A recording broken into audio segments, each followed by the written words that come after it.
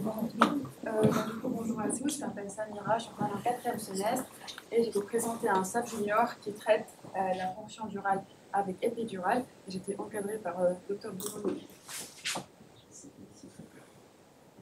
Alors, on va commencer par un petit cas clinique. Vous prenez en charge Madame Gemal en salle de naissance, qui a 32 ans, qui a aussi un IMC à plus de 46, et c'est son 3e accouchement par voie basse.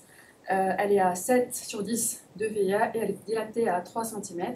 Elle vous signale aussi avoir vécu 2 échecs totaux d'analgésie péridurale.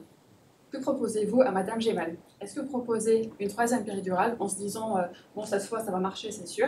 Soit vous proposez aussi du coup une périarchie anesthésie combinée de début de travail, soit vous appelez le chef de garde en mater, soit du coup vous ne prononcez pas, ou vous lui proposez une ponction durale avec épidurale. Allez, levez la main, peut-être la proposition A ou B, on va dire ça un peu pareil. Enfin, c'est B, toi tu es pour B. Mais c'est.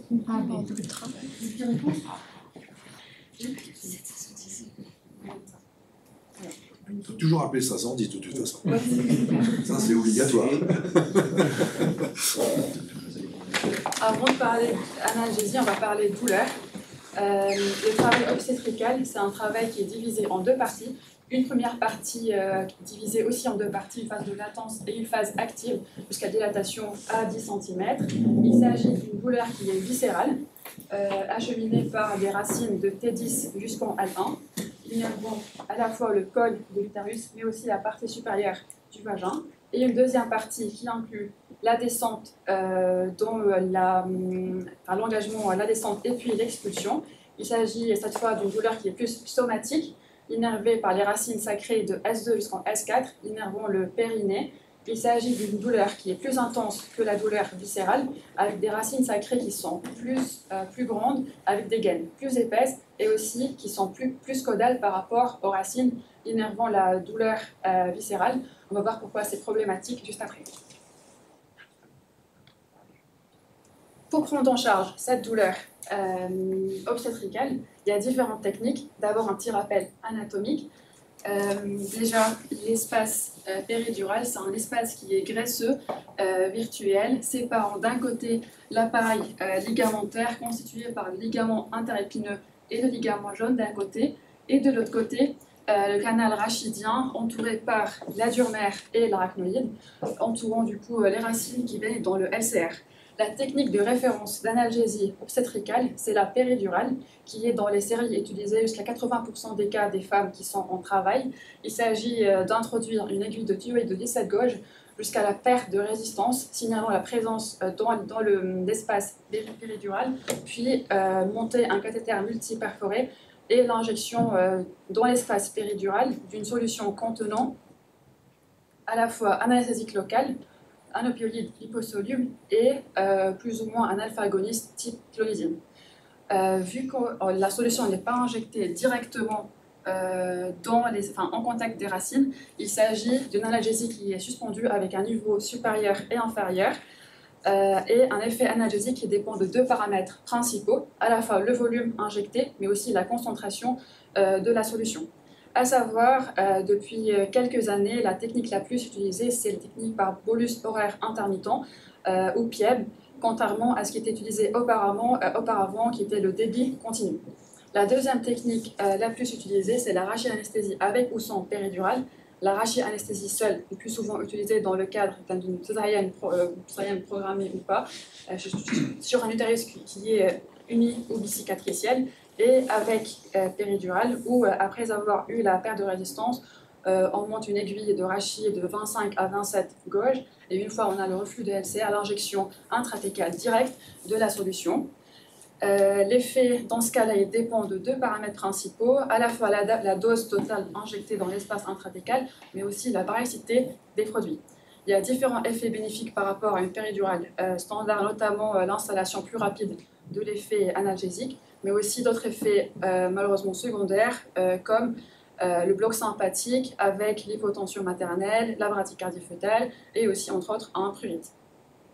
Les deux indications principales sont le travail de Gomblin dans le cadre de l'accouchement de voie, par voie basse pour la périrachie combinée. C'est à la fois un début de travail hyperalgique et une fin de travail où, dans ce cas-là, l'analgésie péridurale n'a pas le temps de procurer un effet satisfaisant. Des fois, malheureusement, la péridurale, l'analgésie non axiale ne marche pas. Dans les études, on a jusqu'à 5 à 20% des femmes signalent ne pas être soulagées complètement par la péridurale et jusqu'à même 5% d'échec total de la péridurale. La raison pour laquelle l'analgésie ne marche pas, c'est soit on a un cathéter qui n'est pas en place, il peut être passé en sous-cutané, notamment chez les femmes qui sont obèses, avec une perte de résistance qui est faussée, avec du coup une montée du cathéter dans l'espace sous-cutané graisseux, soit il peut aussi être placé en intratécal lors d'une brèche passée inaperçue, et dans ce cas-là, on va avoir une période un peu trop parfaite, avec un effet analgésique qui est rapide, et une patiente qui est soulagée assez rapidement. On peut aussi monter un cathéter entre la dure mère et la racnoïde, et dans ce cas-là, on va avoir un niveau en mosaïque ou patchy en anglais, où le niveau en fait va être différent selon les différents métamères et aussi d'un hémicorps à l'autre. On peut aussi introduire le cathé dans une veine, et dans ce cas-là, on va avoir apparaître des signes de toxicité systémique des anesthésiques locaux. Il peut migrer aussi, et aussi il y a les exceptionnels cas de cloisonnement de l'espace péridural, comme dans le cadre d'une bandelette fibreuse médiale, ou les exceptionnels kystes de Tarlov qui sont en fait juste des kystes périnerveux contenant du LCR, où on peut avoir une fausse perte de résistance, et dans ce cas-là, en fait, si c'est une vraie perte de résistance, mais dans ce cas-là, le cathé, en fait, il ne communique pas avec tout l'espace péridural, et dans ce cas-là, on ne va pas avoir un niveau ni une analgésie efficace. L'autre cas de figure, c'est un cathéter qui est bien en place avec un niveau qui est satisfaisant à T10 bilatéral, mais une patiente qui signale toujours être algique. Les raisons pour lesquelles qui expliquent ce défaut d'analgésie sont soit la solution en fait qui est peu efficace avec des médicaments qui sont peu dosés, ou un travail qui avance un peu trop rapidement avec une dilatation explosive et les seuils de douleur, une douleur qui est de plus en plus croissante, que la péridurale n'a pas le temps de soulager rapidement. On peut aussi avoir un bloc asymétrique lorsque le cathéter il est un peu moins dans l'espace péridural, avec un niveau qui est asymétrique, au moins à 2 dermatomes sur du coup l'analgésie, un hémicorps qui est soulagé et l'autre hémicorps qui est moins soulagé. Et surtout, on peut aussi avoir un défaut de sacralisation, vu que le niveau, on peut avoir un niveau inférieur qui ne couvre pas les racines sacrées qui, comme on a dit, sont plus grandes et plus caudales. Pour essayer de pallier ce défaut d'analgésie, on a proposé une nouvelle technique qui s'appelle la ponction durale avec épidurale, qui est un peu un compromis entre les deux techniques, la péridurale et la PRHI, où après la ponction durale avec une aiguille de 25 à 27 gauges et l'apparition d'un reflux de LCR, on n'injecte rien dans l'espace intratécal, on retire l'aiguille et puis on monte le cathéter de péridurale comme sur une péridurale standard. C'est une technique qui a été introduite dans les années 90, au début dans le cadre de la chirurgie abdominale basse, puis avec une extension vers le travail obstétrical. Les bénéfices rapportés sont nombreux, à la fois la confirmation du bon emplacement du cathéter dans l'espace péridural, parce que vu que je fonctionne et j'ai un reflux de LCR, c'est que je suis censée ne pas être dans l'espace graisseux sous-cutané, mais bien dans l'espace péridural. Il y a aussi le fait que j'ai créé une brèche dans l'espace, dans le canal rachidien, qui fait que j'ai une plus grande translocation dans l'espace intratécal de la solution péridurale, qui est censée accélérer l'analgésie, améliorer l'analgésie, mais aussi avoir une meilleure couverture des racines sacrées.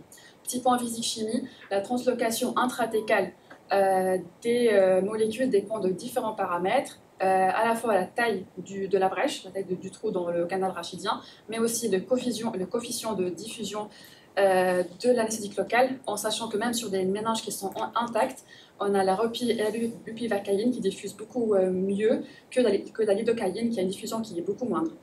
Ça dépend aussi de la dose totale dans l'espace péridural, mais aussi de la pression d'injection, qui est évidemment plus importante avec la PIEB, qui a un bolus horaire, qu'avec le débit continu. Pour essayer de répondre à toutes ces questions, on va d'abord répondre à la question: est-ce que la DPE permettrait d'accélérer l'analgésie? C'est l'équipe de Wilson en 2018 qui ont essayé de répondre à cette question en randomisant 80 patientes en travail qui ont une EVA supérieure à 50 mm dans 2 groupes parallèles. Un groupe qui a reçu la ponction durale avec une aiguille à 26 gauges et l'autre groupe parallèle qui a reçu la péridurale standard. Les 2 groupes ont reçu à la fois une dose bolus initiale d'une solution de bupivacaïne avec fentanyl et un entretien par un débit continu. Le critère d'ajustement principal dans cette étude, c'était le pourcentage de femmes qui étaient soulagées à 10 minutes.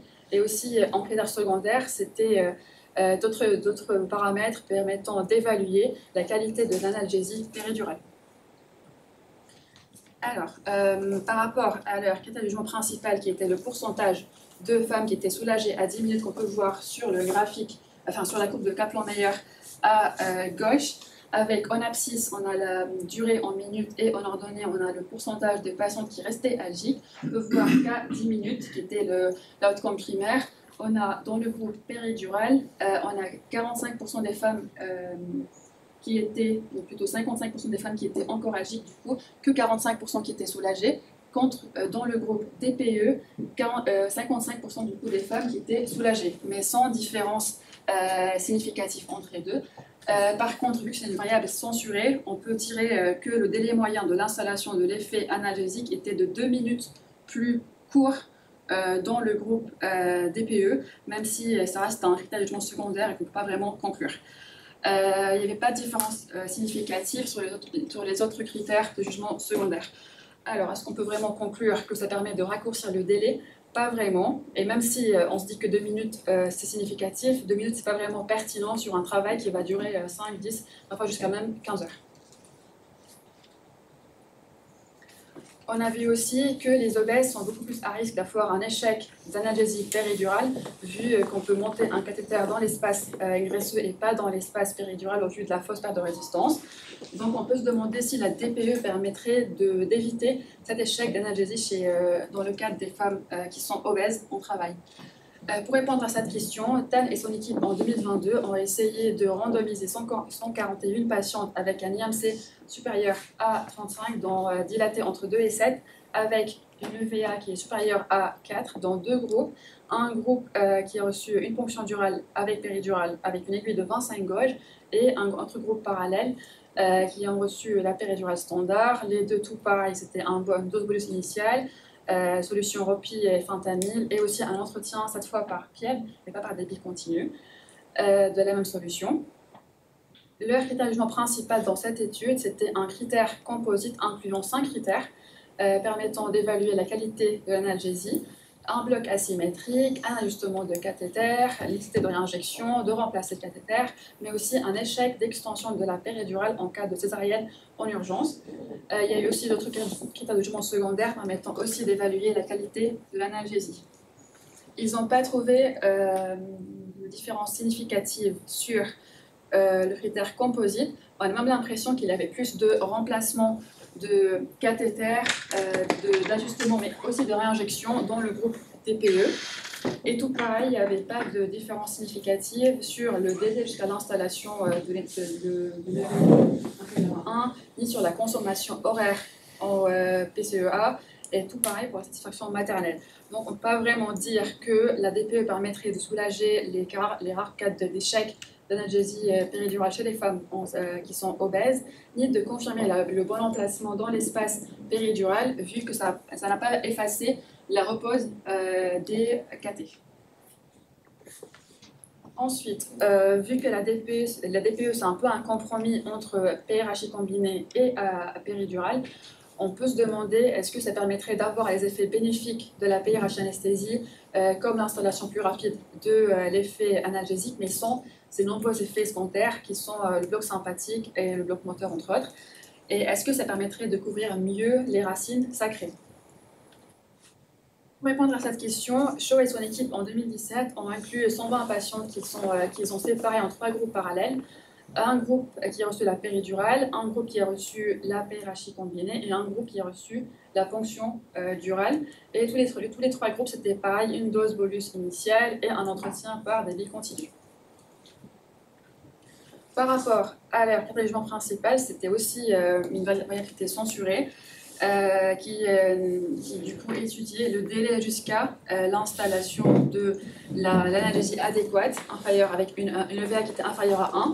Et on peut voir qu'à 5 minutes, on avait déjà 70% des patientes qui étaient soulagées dans le groupe PRHI, contre que 30% dans le groupe DPE et que 10% dans le groupe péridural, avec un délai moyen d'installation qui était de 2 minutes dans le groupe PRHI, 11 minutes dans le groupe DPE et 18 minutes dans le groupe péridural standard, mais avec une différence significative qui était uniquement significative entre PRHI, les deux autres techniques, mais pas entre la péridurale et la DPE.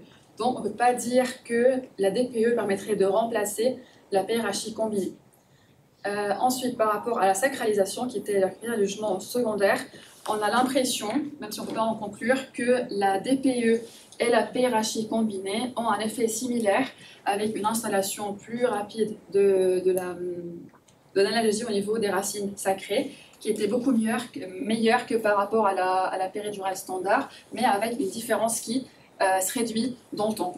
Mais malheureusement, l'étude n'était pas designée pour répondre à cette question. Donc, pour évaluer mieux l'effet de la DPE sur la sacralisation, il faudrait vous faire des études avec une puissance qui est calculée pour répondre à cette question. On a balayé pas mal d'indications dans le cadre de l'analgésie standard en salle de naissance. On pourrait se demander, est-ce que dans le cadre d'une extension de la péridurale en urgence, ça permettrait de raccourcir le délai avant la naissance du bébé. Pour répondre à cette question, Charaoui et son équipe en 2023 ont fait un protocole qui est assez expérimental, où ils ont inclus 140 patientes qui étaient en travail, qui avaient une césarienne qui était programmée, et ils ont divisé du coup 2 bras parallèles, un groupe qui a reçu la ponction durale, l'autre groupe qui a reçu la péridurale, avec dans les 2 groupes une dose bolus initiale, un entretien par débit continu. Puis, au moment où c'était le moment de faire la césarienne, il y a eu une extension par une solution de chlorothécal qui était assez concentrée. Et ensuite, ils ont évalué les délais depuis l'injection jusqu'à l'installation d'un niveau anesthésique T6 compatible avec une césarienne. Ils ont trouvé que la DPE permettrait d'avoir un niveau T6 qui était 2 minutes plus rapide qu'avec une péridurale standard, avec une différence qui était significative, mais les 2 groupes initialement étaient différents sur la durée de la perfusion pré-extension, avec une perfusion dans le groupe DPE qui était de 9 minutes plus longue qu'avec le groupe de la péridurale. Et vu qu'on a vu tout à l'heure qu'un des paramètres qui modifiait la translocation intratécale, c'était la dose totale inclue dans l'espace péridural, on peut critiquer et dire que le groupe DPE était plus avantagé par rapport au groupe péridural. Et par rapport à leur outcome secondaire, on a l'impression qu'il y a moins d'événements de réinjection, de repose de péridurale dans le groupe péridurale standard que par rapport au groupe DPE, même si on ne peut pas vraiment conclure. Est-ce qu'on peut dire que la DPE permettrait d'avoir un bénéfice dans le cadre d'une extension d'une péridurale et notamment avoir une incision plus précoce? Pas vraiment, puisque même si c'était 2 minutes plus rapide, mais dans cette étude-là, le délai entre l'injection et l'incision, il était pareil dans les 2 groupes, et notamment pas de différence sur la douleur péri- ou post-opératoire, ni sur la satisfaction maternelle. Et même s'il y avait très peu d'effectifs dans chaque bras sur les effets secondaires, il y a quand même eu 3 arachidécédies totales dans le groupe TPE. Pour résumer un peu les études que je n'ai pas eu le temps de vous présenter dans ce SLAF junior, il y a eu aussi des études in vitro sur des méninges de singes qui montraient que pour avoir une translocation qui était efficace, il fallait faire un trou avec des aiguilles entre 18 et 24 Golgi, ce qu'on ne fait plus en pratique. Et aussi, il y avait l'étude de Capiello en 2008 qui ont montré qu'on pourrait avoir une meilleure sacralisation, mais il y a plus d'incidence d'extraction instrumentale dans le groupe DPE. Et dans tous les cas, toutes les études qui ont montré qu'il y avait un effet bénéfique, il y avait pas mal de biais, et en plus c'était une puissance qui était assez faible, et notamment les 2 grandes études qui ont montré qu'il avait un effet bénéfique, c'était l'équipe de Shaw en 2017 et l'équipe de Capiello en 2008, et en fait, ils font partie de la même équipe. On va interpréter avec prudence. Et en dernier, toutes les méta-analyses qui sont sur le sujet ont montré soit l'absence d'effet bénéfique, soit un effet bénéfique qui était trop faible pour avoir un intérêt clinique.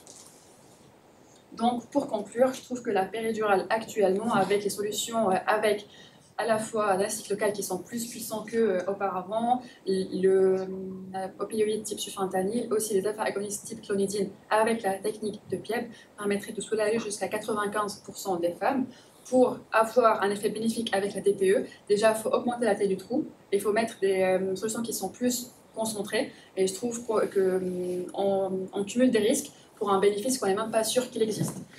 Je pense qu'il faudrait déjà essayer de standardiser les études à la fois sur l'aiguille, la solution, mais aussi la technique d'entretien pour essayer peut-être de démontrer qu'il y aurait un effet bénéfique dans les sous-groupes de patientes qui ont déjà des antécédents de défaut de sacralisation ou même chez les patientes où on a déjà reposé plusieurs fois le cathéter, on n'a toujours pas de niveau, est-ce qu'on a une fausse perte de résistance dans l'espace graisseux. Pour revenir à Madame Gemal, comme en médecine, il n'y a pas de solution miracle. Je trouve que pour chaque patiente, il faut essayer de discuter la balance bénéfices et risques pour chaque patiente pour essayer de mettre en place une prise en charge qui est personnalisée.